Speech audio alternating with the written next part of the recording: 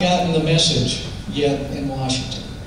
And frankly, in 2006, after I came in 2004, I was elected in 2004, sworn in 2005, I saw that what we were doing, the spending, the earmarks, and the lack of ideas, that America threw us out is a majority. We lost a majority in the House, in the Senate. And I frankly felt like we had betrayed the trust of the American people. And then, again, in 2008, it got even worse. We've got a Democrat president. We lost even more Senate seats. We were down to where the Democrats could get 60 without us in the Senate. And still, in the Republican conference, we could not get people to talk about what do we need to do different. It still seemed to be a game of let's, earmarks, but we would still go out and say the debt's unsustainable. It's too much spending and borrowing. But then the main focus was appropriations and earmarks and spending. And I decided last year, 2008, that I wasn't going to take it anymore. And I decided if I was going to run again, I didn't want to be with the same people I was serving with right then. Because it just doesn't make sense.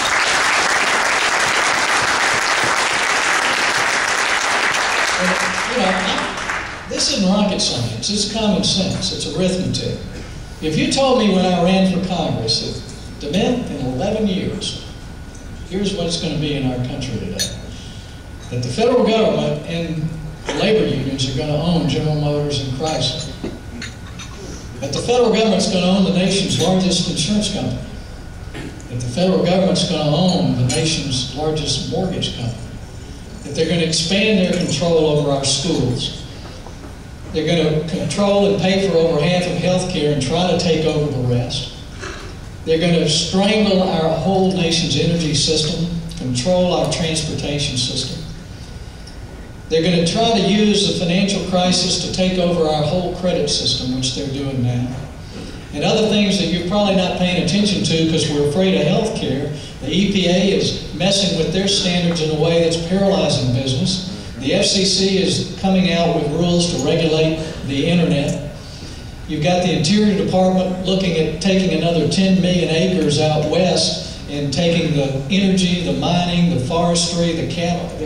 Everywhere you look, they're trying to expand control. If I'd have known that going in, I'd say, man, I don't want to waste my time if that's what's going to happen to our country.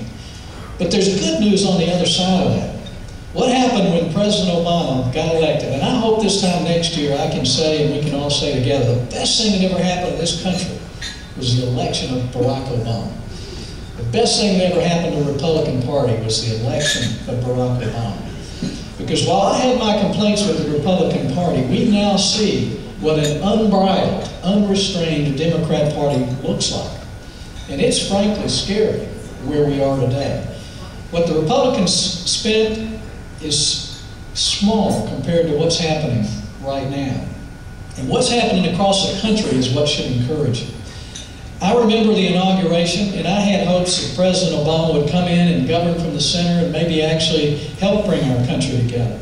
But the Democrat Party has been so radicalized that even good Democrats in the Senate who believe close to the same thing I do are afraid to do it because their whole support base and union bosses and plaintiffs' attorneys and MoveOn.org and radical environmentalists, but they can't even act rationally anymore because of the radicalization of their party.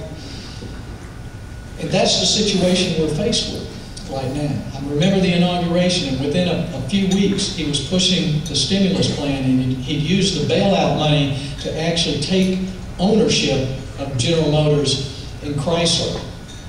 And we had a big omnibus plan with tens of thousands of earmarks in it.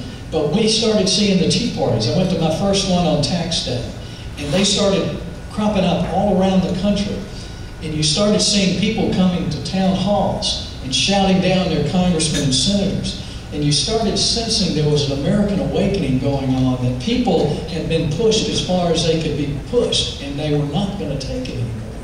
And I started to sense that we had a chance to change Congress by getting the people on the outside engaged with what we're doing. I started doing conference calls with grassroots groups. on the phone almost daily with bloggers, with radio talk shows all across the country, asking Americans to stand up and speak out. I actually published a book on July 4th called Saving Freedom that was like... But what we started seeing is this building going on around the country. And what I'd hoped to do, particularly with this health care bill, and you might have remembered last year, I was on a conference call. There were about 30 grassroots groups on the call with me, and they were all concerned about all the different things, the card checks, the cap and trade, the financial re-regulation, all the things the government was doing. I said, let's just focus on health care, because if we can stop him on health care, it will be his Waterloo.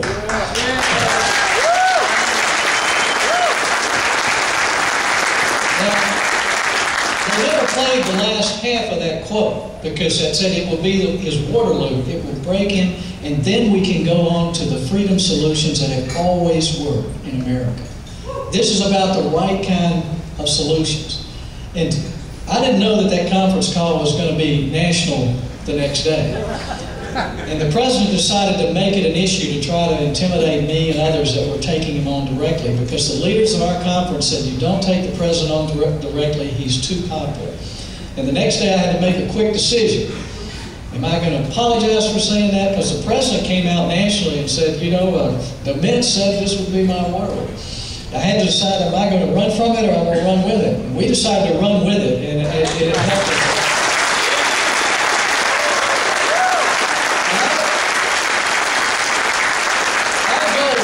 The president said this thing was going to be done by July, that we couldn't stop it. Our goal was to stop it until August, because Congress has to go home for a month in August.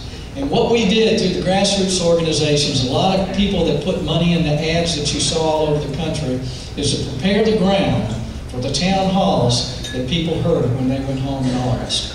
It was exciting to see the one they put on TV, the Arlen Specter and his group in Pennsylvania. That was so much fun. And it was fun to be involved with something like that. Nobody knew you, but you never did. But what happened when we came back in August? Republicans had gotten the message. Because before, I thought we might lose 5 or 10 of them. But we were united, all of them, the moderates, the liberals, the conservatives, that we had to stop this thing, because millions of Americans were screaming at the top of their lungs that that's what we should do. The president continued to mesmerize the Democrats, saying that they could make history, if they could pass this, they would be remembered like the folks who passed Social Security and Medicare. They would be heroes in the future if they did. And all of them voted for this. But as the noise across the country kept developing, but what I had done earlier in the year is, instead of just supporting all of my colleagues as we normally do with our PAC money and stuff that we can have as members, is I formed a Senate Conservatives Fund. And that is, thank you. This is SenateConservatives.com.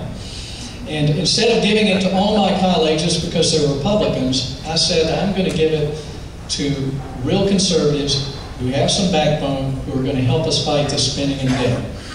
And the first one I decided to make a stand on, it was probably the most painful, in that Arlen Specter was a Republican, and it's unprecedented for a fellow colleague to support someone else. But I told him one night, right off the floor of the Senate, Arlen, I appreciate you, but I'm going to support Pat Toomey in Pennsylvania.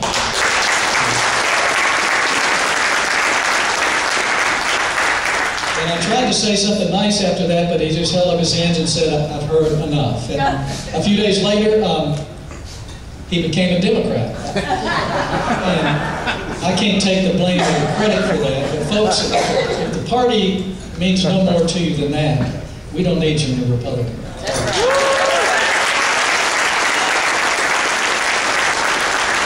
We went along after that, and I got a lot of grief. I really did. My own party, they told me I was stupid. They said a conservative can't win in Pennsylvania. And they said, and some in my leadership said, Jim, forget the principles. This is about numbers. Really said that.